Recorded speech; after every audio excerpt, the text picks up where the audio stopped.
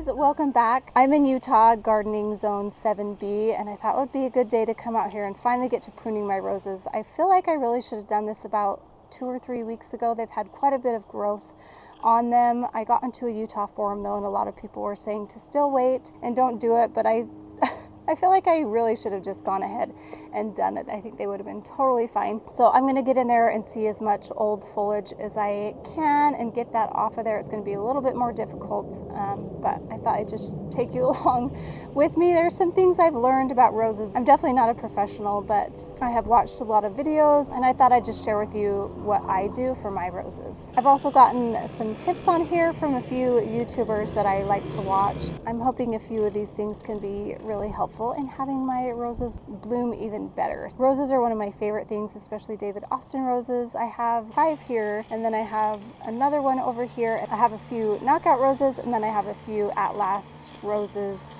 from Proven Winners. So I'm going to do all of those today and get those done. So first I'm going to come and take off any disease, damage, or dead branches that I can see, and I'm going to take them down about 1/3 as well from the top of where they have grown, even though I have some new growth on there. And then I'm going to come in with some manure that I got some steer manure. I'll show you all these things. And then I'm going to come in with a fertilizer formula that I'm going to use for the first time this year.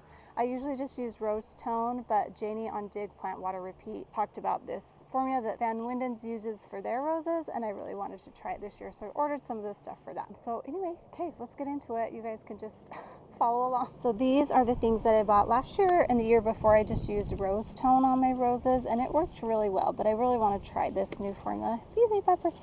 So I bought this Sol Po Mag. So it enhances color on blooms and foliage, and it's good for roses and other plants. So I want to try that. And then Alfalfa Meal is a good fertilizer. And then, like I said, I have some steer manure that I'm going to put basically around the base of it to have a little bit of a compost. So I'll put the recipe here. It's not my recipe. It's one that Janie shared, but I'm excited to try it. So I'm not going to measure that out. I'll just kind of eyeball it for each plant as I go along. And then I got these on Amazon. I tried them on. They're really nice, and I feel like I can feel a lot through them. They had good reviews, and so I'm excited to use them, especially right now because there's so much growth on the roses that I'm really going to want these longer gloves. And then I have my Felco 6 pruners. I just got these and I love them. They're so nice. And then I have some alcohol to clean off these pruners in between each plant because I don't want to spread diseases. Let's start out by looking at the plant. So this is my Molino rose. It's a beautiful yellow rose. It's one of my favorites, and this is its 3rd year. So I'm going to come down and cut about 1/3 of the way down, just right above where there's a bud. And then I can see some of the old foliage, so I'm just going to cut that off down to the base of the plant. So like I would cut that down to the base of that. And then once I get the top off and cut it back 1/3, I think it's going to be a lot easier to see everything. So I think I'll start doing that, and then I'll do the dead, diseased, and damaged branches. This is the Anik rose. It has an L in it, but I believe it's pronounced Anik, and it is beautiful. It has these beautiful pink blooms, and it has an amazing growth habit. It just has grown so much. This is only its 2nd year in the ground, and it has just done so well for me, and excited to see how it performs this year. So I'm going to go ahead and cut that back 1/3 too. Next up is my Eden rose, and this is a climbing rose. I cut it back last year because I hadn't figured out a trellis yet, but it had growth all the way over here. I was kind of sad to cut that back. But this year I really need to get on it and figure out what to do to have it climb around this side of my house. My husband's going to help me with that. I cut it back pretty hard last year, so I don't have too much, but I'm really going to dig in there and see what I need to do. That usually does cover up that gas meter a little bit. And then this is my Tranquility rose. It's a beautiful white rose. It is massive, you guys. This one gets really wide and big, and it throws out these huge shoots in the middle of summer. So I think I'm going to cut this back pretty hard, maybe a little bit more than 1/3, just to kind of keep it in check a little bit. And then over here is my James Galloway rose. So gorgeous. This is a climbing rose too. You can see it's already starting to climb up here. This is its 2nd year. I'm going to get a 12-foot tall trellis to go against my house here. Let me stand back a little bit so you can see that, and have it just climb up the side there.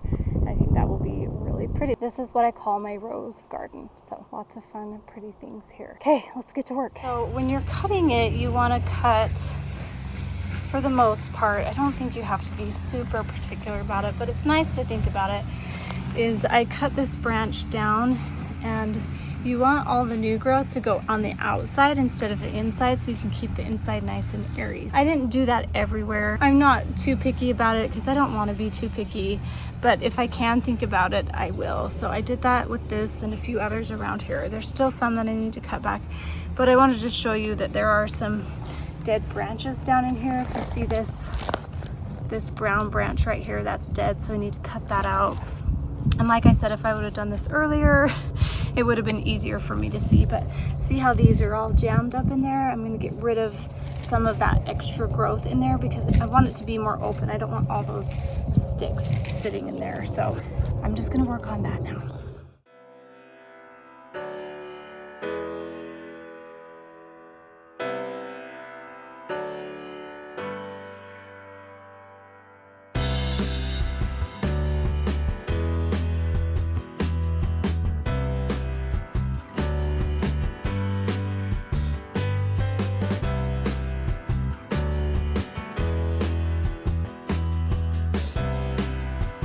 Okay, so I got this one all cut back down, and then you just want to look into the center and see. So like I'm going to remove all this dead stuff here. This needs to be cut because that's dead. It looks pretty good. See how these are really close to each other? Probably get rid of one. Probably this guy. And then see how this one is kind of crossing through here. Can you see that branch? This one's going straight up, that's crossing. I'll cut that one. And then this one right here is crossing and rubbing down here. I'm sure there's some damage marks, so I'll probably cut that and maybe even cut that one because I bet there's some damage on it. And then I'll look at it after that. I'm gonna cut down at the base. Big menagerie going through here, so I am gonna cut this one. So hopefully you can see that. Just anything that's crossing, you want everything to kind of point outwards instead of a bunch of branches inward. You don't want anything crossing because it can rub and damage it.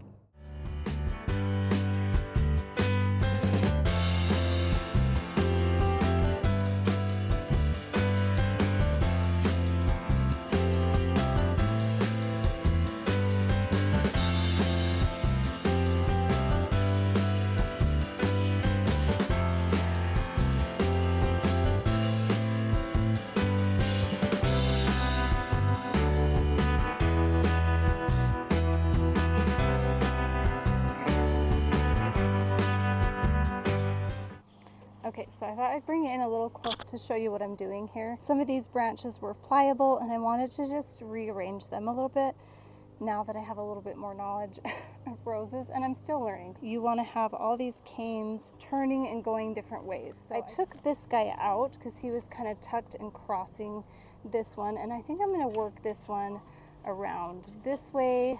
I don't know, I might go under this rain gutter. I don't know if that's good for that or not. But I'm not ready to secure these yet. I'll probably just leave it here for now. And then this one and this one was tucked up in here, but I want it to eventually go this way as well as this one, and hopefully you can see that. But I'm gonna train these this way as soon as I get whatever I'm gonna attach it to up here. And I think that will just be better. It's kind of had been trained a different way, but I think I can train it to go this way. And then this one will go up here, and then I'll train it a little higher. And then this one goes up here, and then this way. And this one I'll probably train along that way, if that makes sense. So I'll attach it to the trellis here. So that way none of them are crossing in the back. This one was kind of crossing this one, so I pulled it out from under that. And now I think I'll just attach it. And then, yeah. So I think that's better. I think that will be a lot better. I'm really excited to see what these roses do this year. The Eden rose is so pretty. If you look it up, it's one of my favorite climbing roses. So those I'm just going to leave for now until I can get something to attach them to. So this rose here is amazing. This is My Lady of Shalott. Beautiful creamy orange rose. I wish I would have gotten in here sooner. It's just, I came home from my trip and we had some really warm days and it's just totally bloomed out. So I'm going to cut it back pretty hard, I think. Let's do it.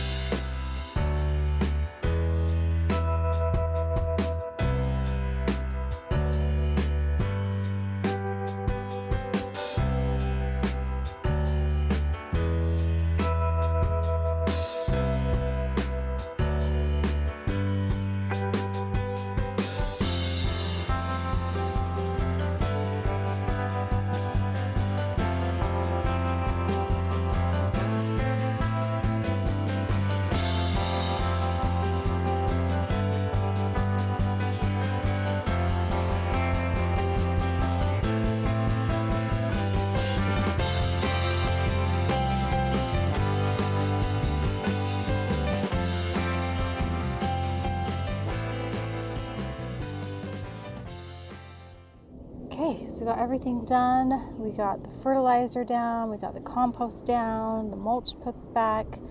All the leaves are cleared out from everything. There are a few places I still see old foliage that I just need to take back. But we got it all done. I pruned them back pretty hard, a little harder than I thought I was going to, especially that one, but I felt like it needed it. It had a lot of crossed branches, and so I think it'll be a little bit better. So glad those are all done. Piper's just waiting for me all day, huh? Let's give you a little perspective. So you walk around here, and this is where my Lady of Shalott is, and I cut it hard, pretty hard, which is good. It had a lot of growth on it, but it was a lot of fuzzy growth, and I wanted to be able to see the main canes, and I fertilized it and mulched it and put compost on it, so it's all ready to go. Notice there were some canes that are growing like totally straight up that I didn't train, that are too hard to turn, but that's okay. This one's turning here. Next year I might cut that one out actually, but this year I'm going to leave it. But the ones that were younger and a little bit smaller and more pliable, I started to kind of train different ways. I think with this kind of obelisk you are going to have a little bit of crossing, but I try to avoid that as much as possible. See how you have a cane going this way, and then you have a cane, well, this cane's going this way and this one's going around this way. But I think that'll be okay. You'll have a little bit of crossing, but have the branches laying on their side like this, so you get that lateral growth, so you get some nice blooms. So that one's done. It feels good to have that done. It was so fuzzy, and I can't wait to see these orange blooms. And then over here, down by the creek, we have some Atlas roses. I was at the garden center today, and they have some more at the garden center close to my house. And I think I want to add one more. It's just, it looks like there's the perfect spot for it. So this is right here along where the creek is. And I didn't record this because these are pretty young still. So I just cut back the top of each one. I still see a little bit of old foliage on there that I want to get rid of. Ow. But they look really good and nice and green. Put a lot of compost around those too. So everything's done. My knockout roses, I just mainly cleaned all the leaves out from underneath them. I did add a little bit of rose food, but I didn't really add anything else. Those are pretty prolific, and I think they'll be just fine.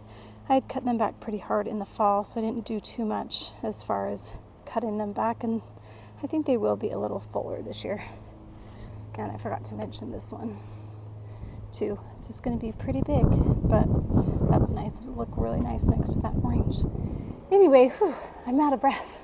That was a lot of work, a lot more work. I feel like it would be less work if I would have done it a little sooner. So I'm going to remember that for next year. I was going to take a minute and get to all the hydrangeas, but I think that's going to have to wait. I need to go freshen up and head out for somewhere for the evening. So I'm done for the day, but I feel good because that needed to get done. So thanks so much for watching. Thanks so much for all of you who have joined my channel. It's been so nice to have it start to grow a little bit. It feels really good, and we'll see you next time. Thanks guys. Bye.